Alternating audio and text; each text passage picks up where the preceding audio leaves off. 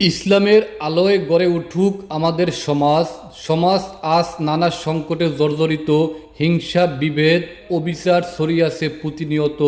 অথচ ইসলাম আমাদের শিক্ষা দেয় ভালোবাসা, ন্যায় এবং একতার।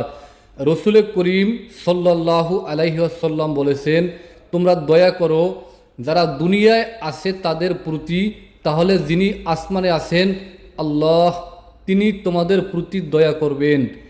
একটি সুন্দর সমাজ গড়তে যা করণীয়: সত্য ও ন্যায়ের পথে দৃঢ় থাকা, দুস্থ ও অসহায় মানুষের পাশে দাঁড়ানো, প্রতিবেশীর হক আদায় করা এবং তার সুখ দুঃখে সহানুভূতি প্রকাশ করা, হিংসা, অহংকার ও গীবত থেকে বিরত থাকা, পারস্পরিক ভালোবাসা ও সহানুভূতি ও ভ্রাতৃত্ব গড়ে তোলা।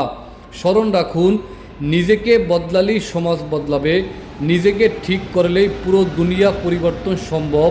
আসুন আমরা প্রত্যেককে ইসলামের সত্য আলো নিয়ে নিজেদের জীবন সাজাই এবং একটি শান্তিপূর্ণ, ন্যায়ভিত্তিক সমাজ গঠনে অবদান রাখি। আল্লাহ আমাদের সবাইকে সৎ পথে চলার তৌফিক দান করুন। আমিন।